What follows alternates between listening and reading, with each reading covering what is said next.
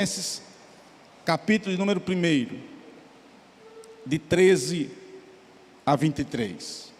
Colossenses, capítulo 1, de 13 a 23.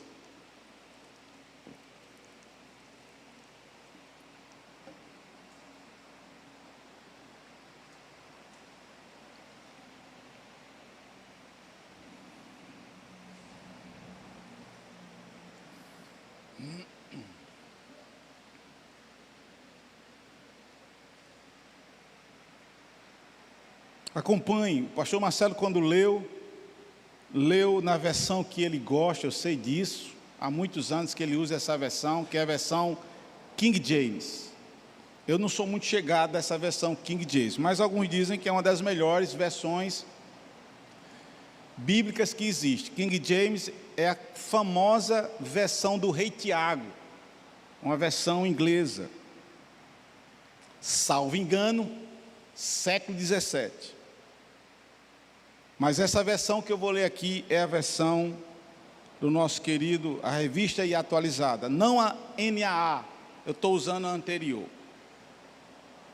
Ele nos libertou do império das trevas e nos transportou para o reino do Filho do seu amor, no qual temos a redenção, a remissão dos pecados. Este é a imagem do Deus invisível, o primogênito de toda a criação, pois nele foram criadas todas as coisas, nos céus e sobre a terra, as visíveis e as invisíveis, sejam tronos, sejam soberanias, quer principados, quer potestade, tudo foi criado por meio dele e para ele. Ele é antes de todas as coisas, nele tudo subsiste.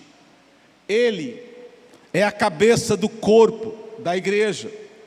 Ele é o princípio, o primogênito de entre os mortos, para em todas as coisas ter a primazia. Porque aprove a Deus que nele residisse toda a plenitude, e que, havendo feito a paz pelo sangue da sua cruz, por meio dele, reconciliasse consigo mesmo todas as coisas, quer sobre a terra, quer nos céus. E a vós outros também, que outrora eres estranhos, inimigos no entendimento, pelas vossas obras malignas, agora, porém, vos reconciliou no corpo da sua carne, mediante a sua morte, para apresentar-vos perante ele, santos, inculpáveis e irrepreensíveis. Se é que permaneceis na fé, alicerçados e firmes, não vos deixando afastar da esperança do evangelho que ouvistes e que foi pregado a toda criatura debaixo do céu, e do qual eu, Paulo, me tornei ministro. Deixe sua Bíblia aberta, se assim você puder deixar. Nós podemos fazer uso dela, e é bom que você faça uso, porque você está confirmando no texto bíblico aquilo que o pregador está expondo. Vamos orar, meus irmãos. Senhor, te damos graça.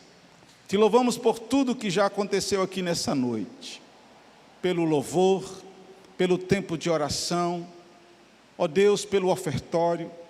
Agora nós estamos com a Bíblia aberta, Tua Palavra, queremos falar de Jesus, queremos falar do Evangelho, queremos falar da obra do Senhor Jesus. Nos ajude, Senhor, para que sejamos diretos, claros, compreensíveis, ó Deus, para todos que estão aqui nessa noite e para aqueles que nos escutam também, Senhor, pelo canal da nossa igreja. Então, somente, Senhor, nos ajude a expor, ó Deus, com fidelidade, aquilo que a palavra tem trazido para nós, que sejamos ricamente e profundamente, Senhor, alimentados pela Tua palavra. Eu compreendo Ó Deus, plenamente, falo do meu coração, a minha limitação, o quanto eu preciso demais da ajuda e da assistência do Teu Espírito. Nós oramos no santo e poderoso nome de Jesus. Amém, amém e amém. Meus irmãos, os irmãos sabem aqui da igreja que nós costumamos dar títulos para as nossas exposições. E eu coloquei o título dessa exposição nessa noite de Jesus, o incomparável. Gostaria que você, juntamente comigo, começássemos a pensar sobre esse texto, a partir desse título e desse tema que nós nos propomos a falar nessa noite. Jesus, o incomparável. Hoje pela manhã nós pregamos sobre um texto do Evangelho de João, quando João Batista diz acerca de Jesus: eis o Cordeiro de Deus que tira o pecado do mundo. Foi um tempo muito especial, com alguns irmãos queridos aqui. E na introdução daquela ministração de hoje de manhã, e como eu sempre faço, amados e amadas, quando nós temos a ceia do Senhor, sempre falamos que gostamos de pregar a respeito da pessoa de Jesus, pregar a respeito da obra de Jesus.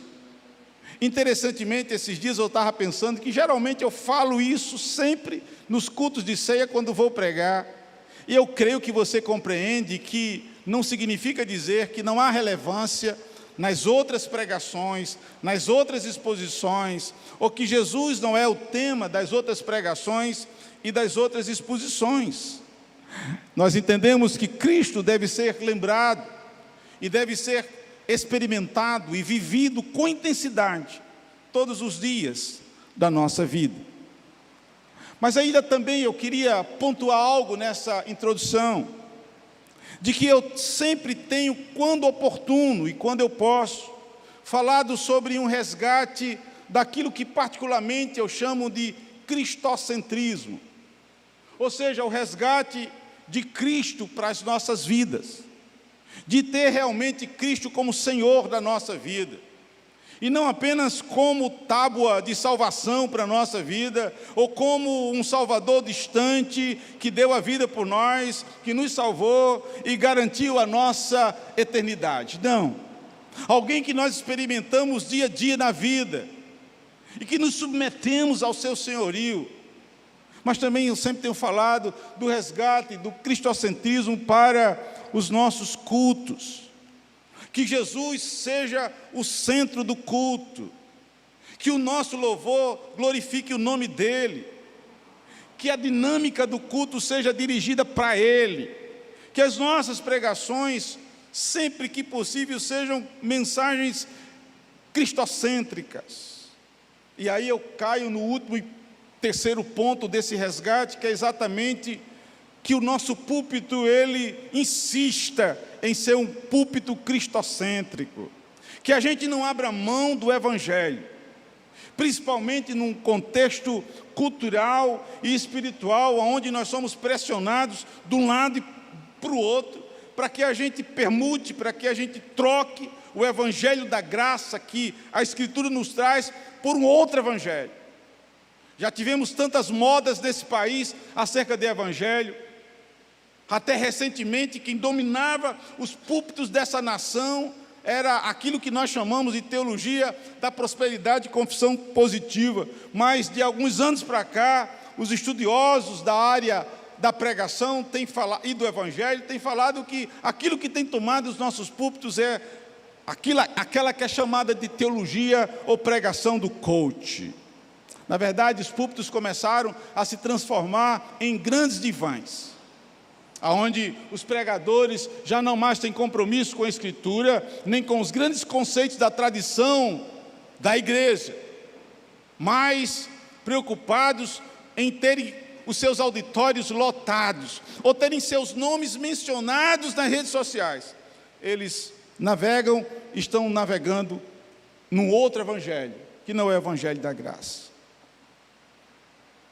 E eu penso, amados, que vocês são testemunhas de que em quantos domingos aqui, nesse púlpito aqui, eu tenho ressaltado para vocês que nós devemos mais do que nunca falar da singularidade da pessoa de Jesus Cristo. Eu tenho falado isso aqui, está gravado, ainda bem que agora tudo é filmado e fica lá na nossa plataforma.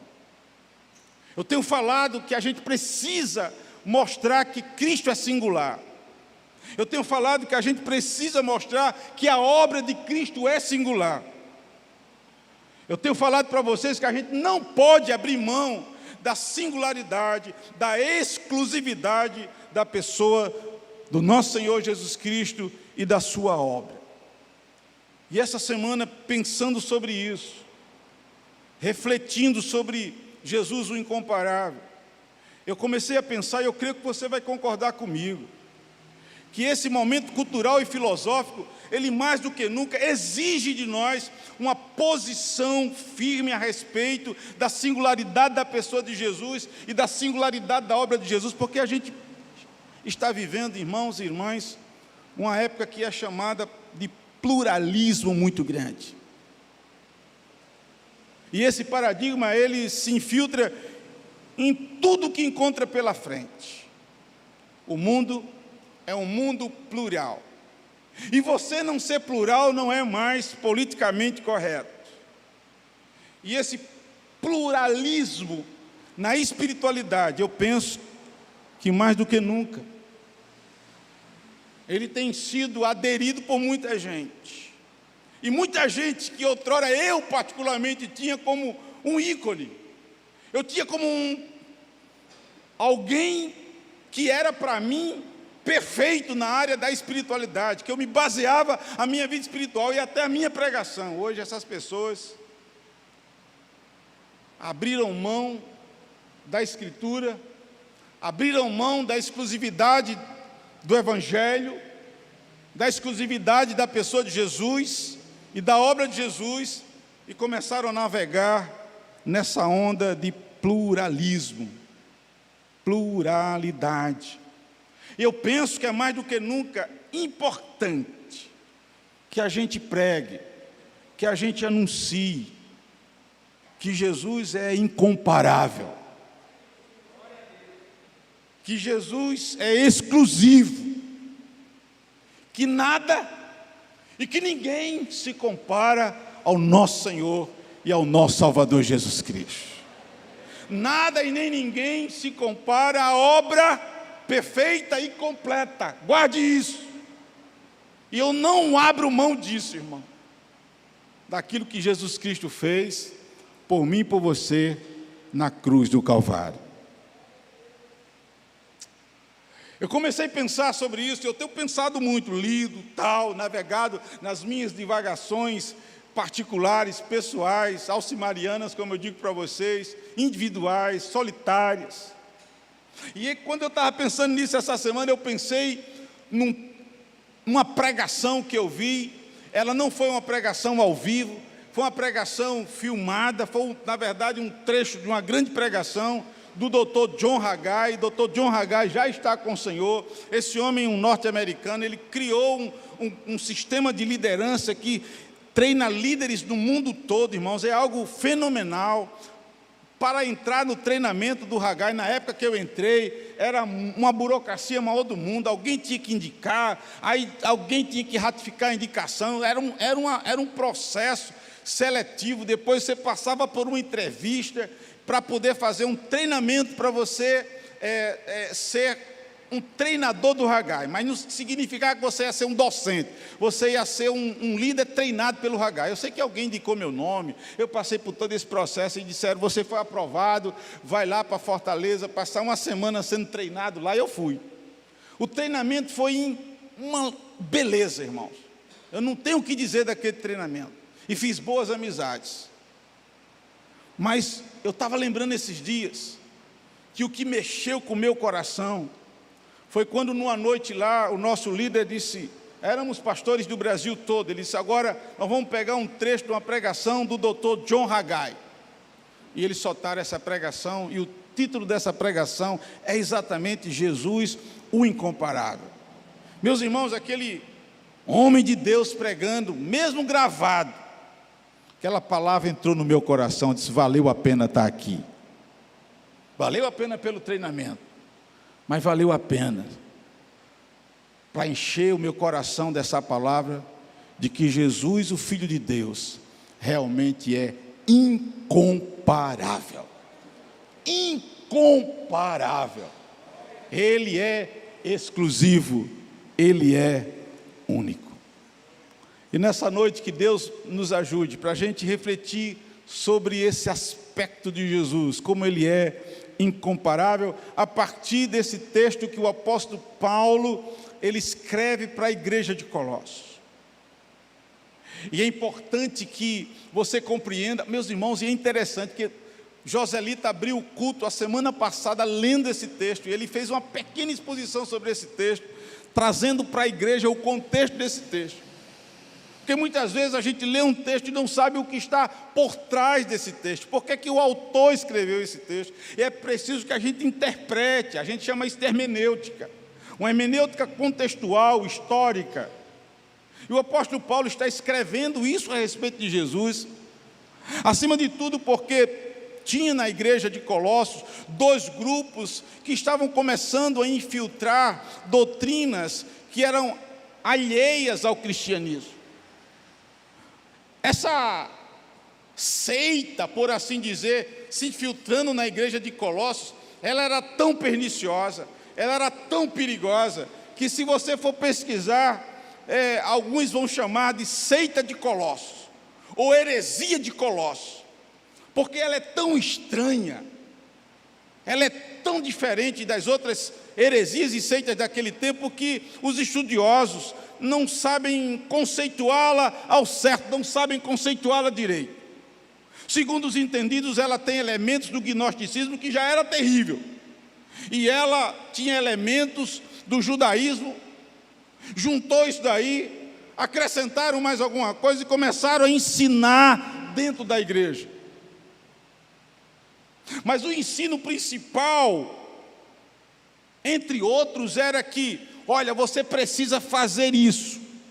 A graça te alcançou, Jesus fez isso, mas é preciso que você guarde isso, que você faça isso, que você faça isso. E o apóstolo Paulo escreve essa carta, principalmente esse texto aqui, para dizer: você não precisa fazer mais nada. Jesus Cristo já fez tudo lá na cruz do Calvário. Jesus Cristo é perfeito, a obra que Ele fez é perfeita, a obra que Ele fez é completa. Não adianta vocês estarem querendo adicionar alguma coisa. Esse é o contexto.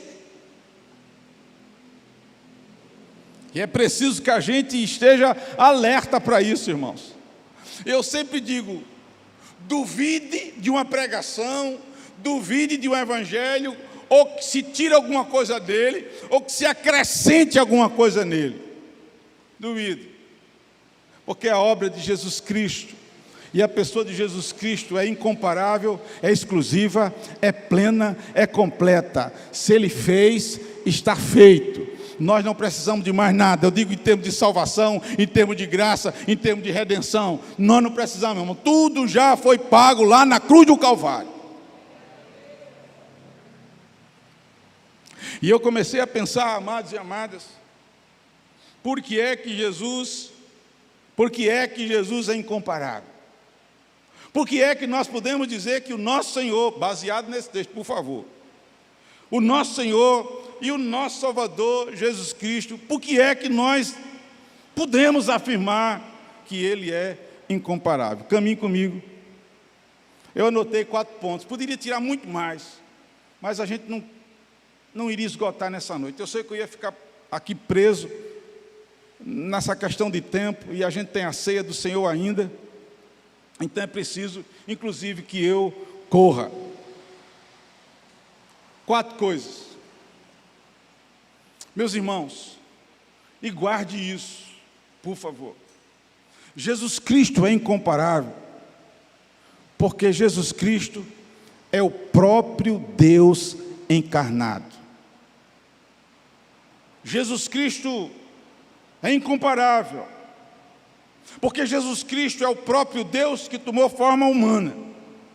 Jesus Cristo é o próprio Deus encarnado.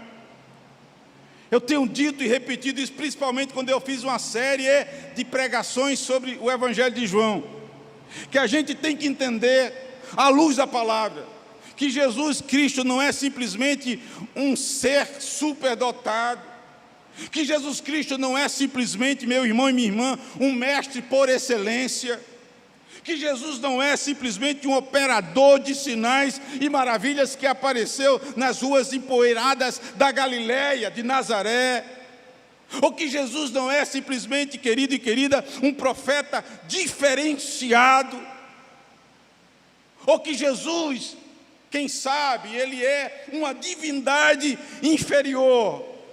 Não, queridos. Jesus não é nada disso. Jesus sim é um mestre por excelência. Jesus foi profeta. Jesus operou sinais e maravilhas e milagres. Sim, ele era um ser extraordinário. Mas Jesus, acima de tudo, era o Deus encarnado. Jesus era o próprio Deus. É importante que a gente entenda isso, compreenda isso. Veja que o apóstolo Paulo, no verso número 15, queridos e queridas, ele diz: este é a imagem do Deus invisível. Eu não posso me aprofundar como eu gostaria na questão de interpretação da língua e tal, essa coisa toda, porque senão a gente ia aqui passar muito tempo. Mas é importante entender que essa palavra imagem que Paulo usa nesse texto, ela no original é eikon, grego, traduzida, segundo os estudiosos, corretamente por imagem. E o entendimento dessa palavra, queridos e queridas, é que significa uma representação. Mas os estudiosos dizem que é muito mais do que uma representação. É uma representação suficiente. E os estudiosos dizem, como é uma representação suficiente, então ela se constitui uma manifestação. Olha só o raciocínio. É uma representação, mas não é simplesmente uma representação, é uma representação suficiente, autêntica. E se é isso, isso leva a uma manifestação. E nós chegamos à seguinte conclusão, que quando Paulo usa esta palavra, querido e querida, ele está trazendo a compreensão que Jesus, preste atenção, é a perfeita manifestação de Deus. Se queremos ver a que Deus se assemelha, devemos contemplar Jesus. Jesus representa perfeitamente a Deus e o manifesta aos homens com toda a perfeição, em forma que pode ser visto, conhecido e entendido. Jesus é a manifestação perfeita, plena do nosso Deus. Irmãos, isso é gostoso demais. Eu estava esboçando o sermão, olhando os comentários, olhando os textos, e aí, veja como fica mais compreensível entender o que Paulo está dizendo, quando agora eu vou pedir para você abrir a Bíblia, e você pega a espada aí, por favor, pega a espada. No meu tempo a gente chamava de espada. Eu nem sei se a gente pode chamar mais nessa geração de espada. Os irmãos nem andam mais com a espada. Né, Feijão?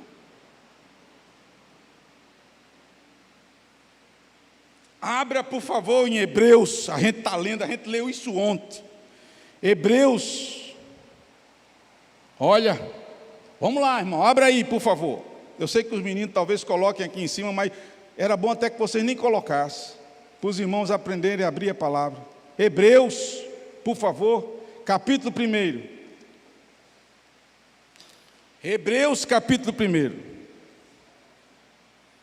Nós vamos ler tudo junto, bonito, para os irmãos que estão em casa ouvirem a voz de vocês. Nós vamos ler do verso 1 ao verso 3, somente a parte A do verso 3. Quando eu parar, vocês sabem que é para parar também. Hebreus, para ratificar isso que Paulo falou, que a gente está falando, que Jesus é a manifestação perfeita, plena de Deus. Quem viu Jesus, viu a Deus. Vamos lá. Acharam? Digam amém. Bonito, Nazaçu, vamos lá. Havendo Deus outrora falado, muitas vezes e de muitas maneiras, aos pais pelos profetas. 2, nestes últimos dias, nos falou pelo... Vamos lá, igreja. A quem constituiu o quê? Herdeiro de todas as coisas, pelo qual também fez o... Agora, verso 3, olha, bonito agora, vamos lá. Ele que é o quê? E o quê? A expressão exata do seu ser. Vamos ler, aleluia. Só essa parte A do verso 3, que é que ele diz? Ele que é o resplendor da glória e a expressão exata do seu ser. Jesus é a expressão exata de Deus. Agora, vamos lá adiante mais. Guarda aí Colossenses 1. Bota o dedo. João capítulo 14. João 14. Evangelho de João 14. Irmãos, isso aqui é bom demais Bíblia, irmão. Vitamina do céu. João 14. Nós vamos ler bonito. Vamos ler bonito até onde eu parar. Até onde eu parar, você... Certo? A partir do verso 7, a gente vai ler pelo menos até o verso 9. 7. O contexto aqui é que Tomé diz: ensina-nos o caminho. Como saber o caminho? Aí Jesus faz aquela declaração exclusiva. Jesus não diz, eu sou um caminho. Jesus diz, eu sou o caminho. Só tem Jesus para levar o homem de volta a Deus. Só. Fulano não leva, religião não leva, seita não leva, sobe monte não leva, desce monte não leva, só Jesus é o caminho. Aí, vamos lá, verso 7 agora, vamos juntos, bonito, vamos lá, Nazaçu. Se vós me tivesses conhecido, conhecerias também a quem? Desde agora o conheceis e o... Como assim? Como assim, Cleginaldo e Sandra? Desde agora vocês estão conhecendo e vocês estão o quê? Vendo. Jesus é a manifestação perfeita de Deus Pai. Verso 8 não terminou não. Porque esses discípulos de Jesus aqui só o poder de Deus. Às vezes eu brinco com Denise, eu disse, Denise, a gente é mais crente do que esses camaradas. Esse camarada vira Jesus fazer tanta coisa, ainda fica perguntando coisa, duvidando de Jesus. Olha lá, verso 8, você comigo, vamos lá. Replicou-lhe Filipe, Senhor, mostra-nos o Pai, e isso basta. Acaba não entendeu o que Jesus falou, entendeu ou não? Não. Verso 9, comigo, vamos lá. Disse-lhe Jesus, vamos lá. Filipe, há tanto tempo estou convosco e não me tens conhecido. Termina agora. Quem me vê a mim, vê o Pai. Jesus é incomparável, irmãos, porque Jesus é o próprio Deus encarnado. Agora, para a gente fechar ainda em João, Reginaldo. João capítulo 1, verso 18. João 1, 18. Eu estou notando, Sara, que eu não vou terminar essa pregação hoje. Meu relógio quebrou.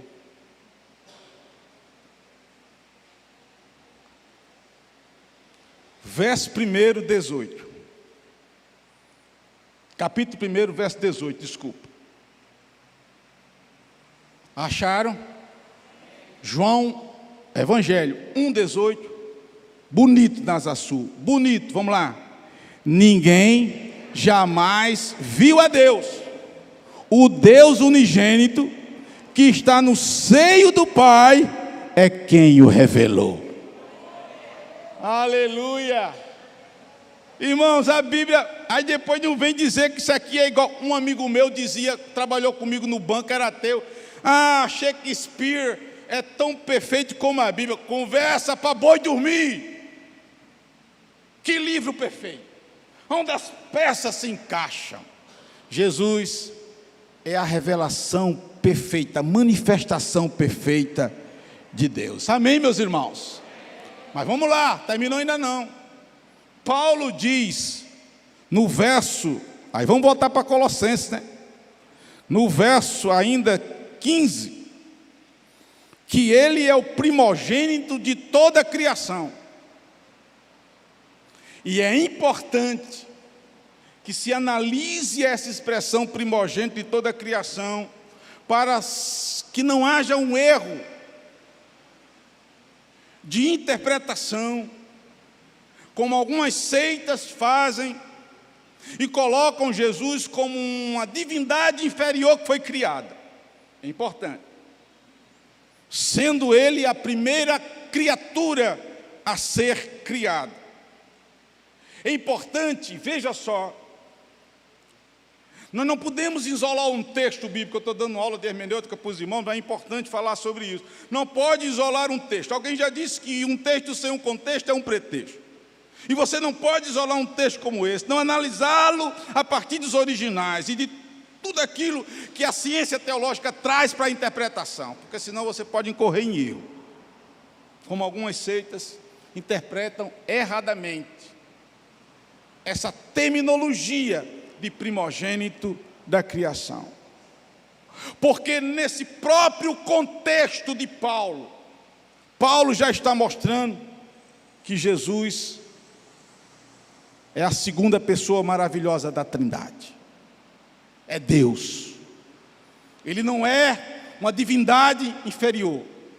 Ele não é, obrigado querido, ele não é uma divindade menor. Não é. Ele não é. Agora veja só. O que é que Paulo então está querendo dizer? É interessante. O que Paulo está querendo dizer é que aquele a quem pertencem o direito e a dignidade do primogênito em relação a toda criatura. Ou seja, Jesus é aquele que é o primeiro em relação a tudo e a todos. Jesus é aquele que tem o direito e primazia sobre tudo e sobre todos. Aqui não é porque ele foi criado primeiro, é porque ele é o primeiro a respeito de tudo e de todos. Isso significa honra. Ele tem lugar de honra, ele tem lugar de destaque. E é isso que Paulo vai esmiuçando ao longo do texto.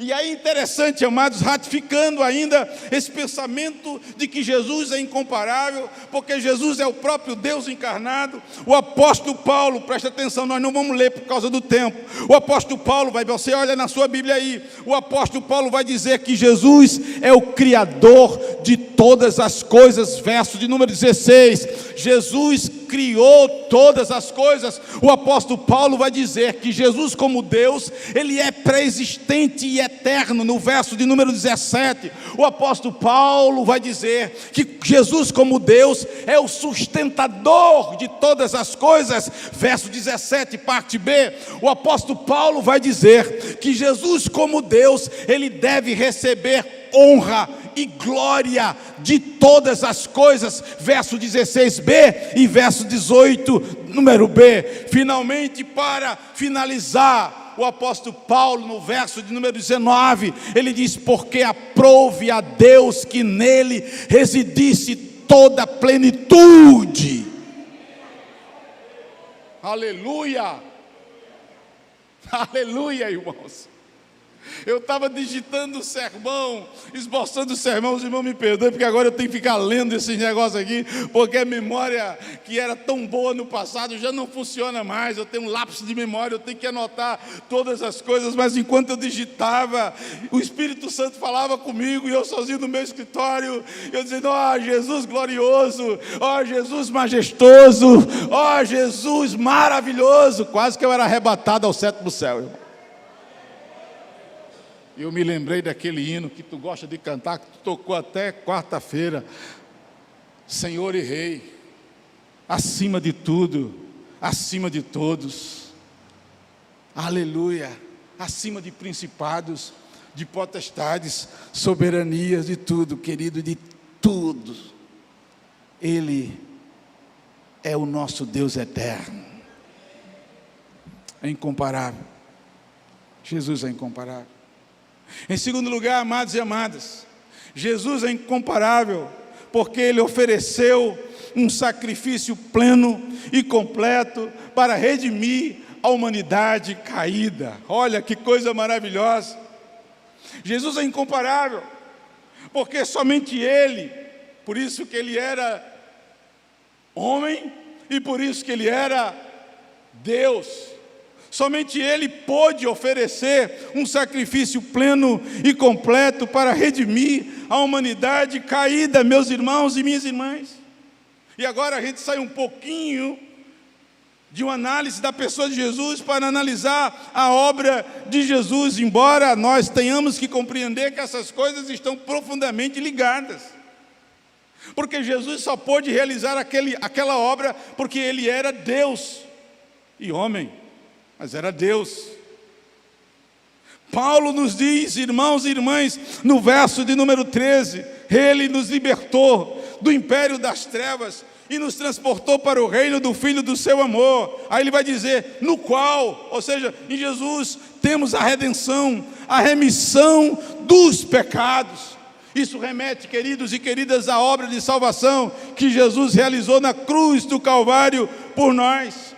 E a pergunta é, meu amado Cleginaldo, como é que essa obra foi realizada? O apóstolo Paulo nesse texto demonstra a obra perfeita e a obra plena que Jesus Cristo fez na cruz do Calvário, e eu te convido para ler comigo do verso 20 ao verso 22, por favor, que o apóstolo Paulo vai dizer como é que esse Cristo incomparável, como é que Ele fez essa obra na cruz do Calvário. Leia comigo, por favor, querido, bonito, querida, como é que Jesus fez essa obra, vamos lá?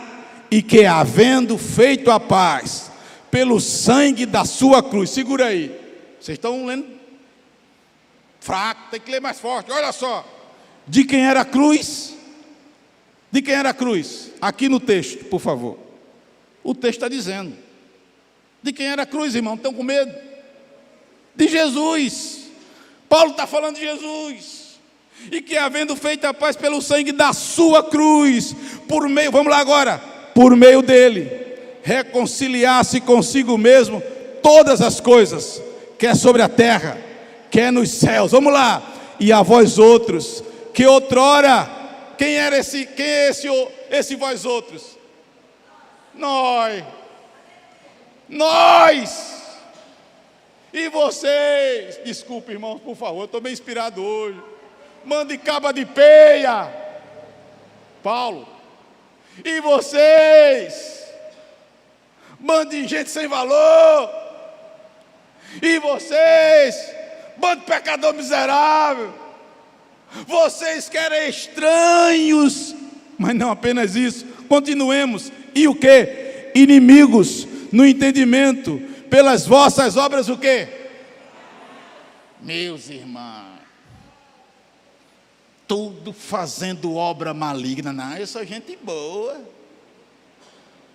Vocês, depravados, fazendo coisa ruim, vírgula, vamos lá, continuemos, agora, vamos a partir do agora, vamos lá, agora, de novo, agora, porém, vos reconciliou no corpo da sua carne, ao que mais? Mediante a sua morte, para o que mais? para apresentar-vos perante Ele, santos, inculpáveis e irrepreensíveis. Aleluia! A gente não prestava, imprestável. E o apóstolo Paulo está dizendo: Jesus é incomparável, porque ele na cruz do Calvário, a cruz era dele, a carne era dele, os pregos entrou na mão dele, nos pés dele, ele ficou entre o céu e a terra por mais ou menos 6 horas suspenso, a dor foi dele. Aí ele está dizendo: tudo aquilo que ele passou ali foi para que esses que eram inimigos, tinham um entendimento ruim, só fazia coisa maligna, agora fosse chamado de santos, irmãos, fosse chamado de inculpáveis, não tem mais culpa. Hoje de manhã eu pregando aqui, disse: se tem uma coisa ruim para uma pessoa, é o sentimento de culpa. Culpa avassala, culpa maltrata, culpa estrangula. Jesus tira toda a culpa.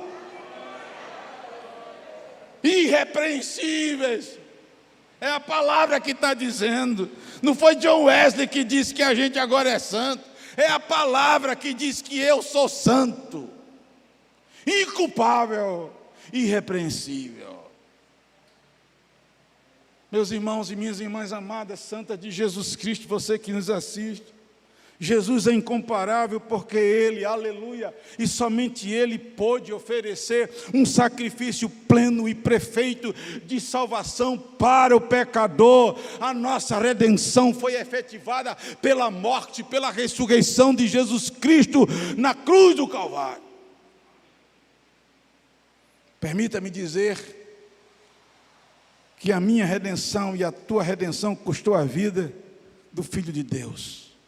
Quando eu estava finalizando esse ponto, santos e santas, eu comecei a pensar comigo e com meus botões. Que tradição de fé. Eu gosto de estudar as religiões. Até paguei umas matérias quando eu fiz história de religião. Gosto de ler sobre religião. E eu comecei a pensar, que tradição de fé. Mostra a sua divindade, entregando sua vida para salvar pecadores. Que tradição de fé. Eu não conheço nenhuma, a não ser o cristianismo. O cristianismo fala de um Deus poderoso, eterno, majestoso, soberano, criador, provedor, sustentador, que vendo o estado de miséria da humanidade, deixou sua glória, tomou forma de servo, encarnou-se, habitou entre a gente e deu a sua vida para redimir os nossos pecados. Jesus é incomparável. Eu espero que você saia daqui nessa noite amando ainda mais o nosso Senhor Jesus Cristo. Em terceiro e penúltimo lugar, está aqui, Jesus Cristo é incomparável porque Ele é o Senhor de tudo, aleluia, e Ele é o Senhor de todos. Jesus Cristo é incomparável porque somente Ele é Senhor sobre tudo e somente Ele é Senhor sobre todos. E eu começo dizendo que, ora, se Jesus Cristo é o Criador de todas as coisas obviamente estão debaixo do seu governo e lhe devem honra e lhe devem glória. O apóstolo Paulo no verso 16 diz que tudo foi criado por meio dele e para ele. No verso 17, o apóstolo Paulo diz que nele tudo subsiste. No verso 18, o apóstolo Paulo diz: para em todas as coisas ter a primazia. E aí eu chego à seguinte conclusão, meus irmãos e minhas irmãs, que Jesus Cristo é o Senhor de tudo e de todos, e que todos devem a Ele dependência, e todos devem a Ele submissão. Quando eu estava pensando em fechar esse ponto, meu coração se encheu de uma verdade, porque o apóstolo Paulo vai dizer que Jesus Cristo é o Senhor da igreja, aleluia, Jesus Cristo é o Senhor da igreja. No verso número 18, o apóstolo Paulo diz: Ele é a cabeça do corpo da igreja.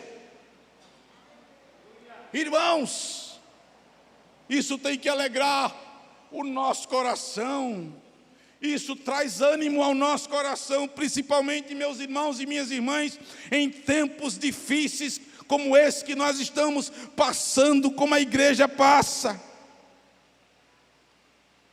Hoje, conversando com meu amigo Theo, e que tempo bom Deus me deu com o Theo hoje aqui. Como eu precisava de um amigo hoje de manhã. A gente conversou sobre o senhorio de Cristo sobre a igreja também. Falando sobre alguns problemas estruturais da nossa igreja e como foi bom ouvir esse irmão precioso. Olhar para mim e dizer: pastor, quando eu entrei no anexo hoje e vi todas as dificuldades que nós estamos enfrentando, eu orei e disse, Theo dizendo para mim: Jesus, Tu és o Senhor da igreja, essa igreja é Tua. Aí eu disse: ô Theo, é isso que eu tenho orado com Denise, diante de tantas lutas que nós temos enfrentado, que depois os irmãos talvez vão ficar sabendo de algumas, mas algumas são visíveis para nós, algumas nós estamos falando aqui domingo após domingo, como esvaziamento desse rebanho, como irmãos que não querem mais voltar para os cultos, irmãos que outrora eram bênção no nosso meio e não querem mais andar no Evangelho. E como é importante nesse momento saber que a igreja é de Jesus, é dele. A igreja tem um dono, o dono da igreja é Jesus. Paulo diz, ele é a cabeça da igreja, é o Senhor da igreja. A igreja não pertence a nenhum pastor, não pertence a nenhum superintendente distrital, não pertence a nenhuma denominação, não pertence a nenhum papa, não pertence a nenhum líder religioso, não pertence a nenhuma junta, não pertence a ninguém. A igreja é de Jesus. Lá no Evangelho, irmãos, no capítulo número, Mateus capítulo 16, depois daquela declaração do apóstolo Pedro para Jesus, a respeito da sua pessoa, Jesus disse assim: olha, eu edificarei a minha igreja. O Senhor da igreja é o nosso Senhor e Salvador Jesus Cristo. Amém, meus amados? O Senhor dessa igreja é Jesus. Obviamente isso não quer dizer que a gente fique na apatia, na letargia, e que a gente não faça aquilo que compete a nós fazermos. Aquilo que compete a mim fazer, a você fazer, façamos nós. Mas entendamos que Jesus é incomparável, porque Ele é o Senhor de tudo, Ele é o Senhor de todos, Ele é o Senhor da igreja. Eu quero terminar, amados e amadas, dizendo que Jesus é incomparável, porque Jesus venceu poderosamente a morte. Aleluia. Jesus é incomparável porque Jesus venceu poderosamente a morte. O apóstolo Paulo, escrevendo no verso número 18 do primeiro capítulo, como nós temos lido aqui, ele diz que Jesus é o primogênito de entre os mortos. Jesus é o primogênito dentre os mortos. Os estudiosos dizem que Paulo aqui está retrocedendo aquilo, eu creio nisso, que era o acontecimento maior, que era o centro do pensamento e o centro da fé e de toda experiência da igreja primitiva. Jesus ressuscitou. Irmãos, eu dou aula de história da igreja. Eu gosto de ler sobre a história da igreja, principalmente aquela que nós chamamos de igreja primitiva. Eu não gosto muito desse nome primitivo, eu gosto mais de igreja apostólica. Essa igreja do primeiro século, essa igreja do segundo século, que segundo os entendidos no assunto, foi a igreja que mais impactou a sua geração. Inclusive tem autores que não são nem crentes, sociólogos. Eu tenho um livro de um deles, que diz que essa igreja aqui foi a igreja que mais impactou a humanidade. Primeiro século, segundo século. E quando eu vejo isso, a minha compreensão era que aquela igreja, ela tinha como centro da sua fé A experiência deles estava na crença de que eles serviam um Cristo ressurreto. Ele não estava no túmulo, ele saiu do túmulo vivo, venceu a morte. O apóstolo Paulo está dizendo, meus irmãos e minhas irmãs, que Jesus é incomparável, porque ele venceu tremendamente a morte. E aqui eu queria ressaltar duas coisas para mim e para você, para a gente encerrar. Primeiro, você olha a história bíblica e você vai dizer, outras pessoas ressuscitaram, verdade. O próprio Jesus Cristo operou esse milagre, trouxe gente da morte para a vida, mas essa pessoa morreu de novo. Todos os personagens bíblicos que ressuscitaram, voltaram a morrer. Jesus é o único que ressuscitou e não morreu mais. Foi assunto aos céus. Aleluia. Aleluia. Segundo, baseado naquilo que o apóstolo Paulo fala, Jesus é a primícia daqueles que dormem. Paulo está querendo dizer para mim e para você, eu e você vamos morrer, mas nós vamos morrer com a certeza, com a convicção de que um dia a gente vai ressuscitar dos mortos, com os corpos plenamente transformados, para viver com Ele por toda a eternidade. Amém, meus irmãos? Jesus é incomparável. Jared, Deus